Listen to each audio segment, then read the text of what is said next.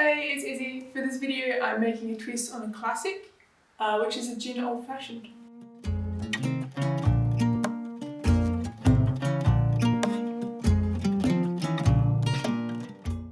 So I'm not the biggest fan of gin. I just don't really like the flavour, but it's all the rage at the moment. And my friend actually got me this bowl of gin as a housewarming present, which is barrel-aged, and damn, it's good. I was surprised that I enjoyed it so much. I think because it's aged, it has the qualities that are like of rum and whiskey, because I really like dark spirits, and so this has a bit more like oomph to it. It's not quite. I feel like gin is quite confronting. It just tastes like, smells like ethanol. I don't know. That's just me, I guess. And this is a local distiller from Margaret River, which is in the southwest of Western Australia. And they make a really good pink gin and a few other kinds as well.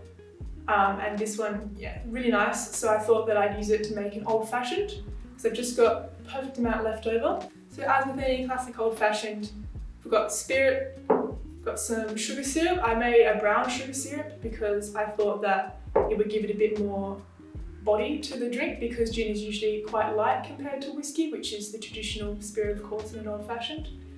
And I've got Angostura bitters.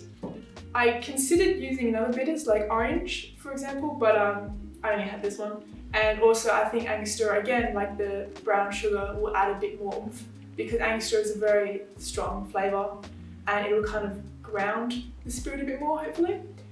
And then I've got a lemon, because I'm going to use a lemon peel for this one to garnish it, which will bring out the citrus notes in the gin. Be really nice on the nose, in theory. Alright, let's build the drink.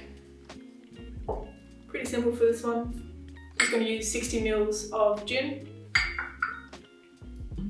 You can use unaged gin, I think, in an old-fashioned, but like an old-fashioned, the whole point of it is to showcase the spirit. And I think it works a lot better with something that's aged, like a rum old-fashioned, like the barrel-aged gin, or obviously a classic whiskey old-fashioned.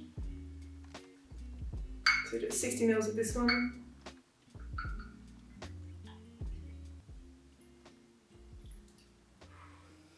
The perfect amount. Better not spill it.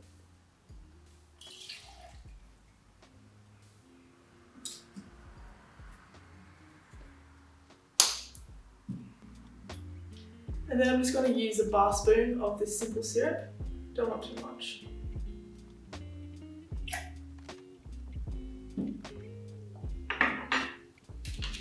And a couple dashes of bitters.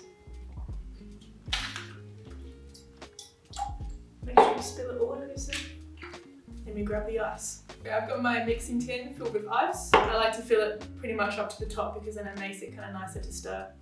And I've also got my glass I'm going to be serving in. I've got this nice spherical ice cube.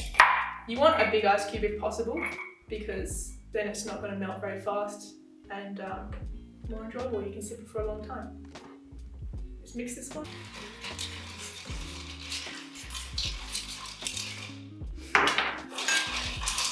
I use a metal mixing tin, so it gets cold pretty fast, but you want to stir it just for, I guess, 10 to 15 seconds until you feel the outside nice and cold. And this one is going to be served over ice, which melts over time, so you don't want it to be too diluted. You can give it a bit of taste test throughout as you're stirring.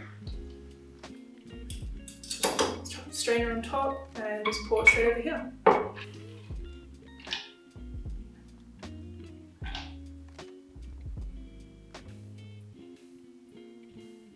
Just going to get a nice lemon peel.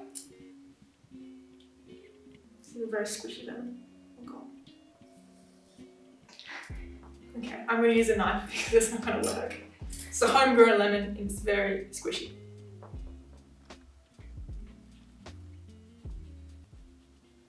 Whenever you're getting an orange or a lemon peel or any other fruit, make sure that you get as much of the pith off as you can, which is the white part, because that is quite bitter. You don't really want that.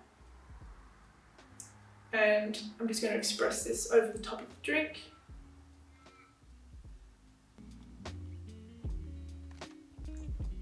And then wipe it down the side and pop it in. Cheers.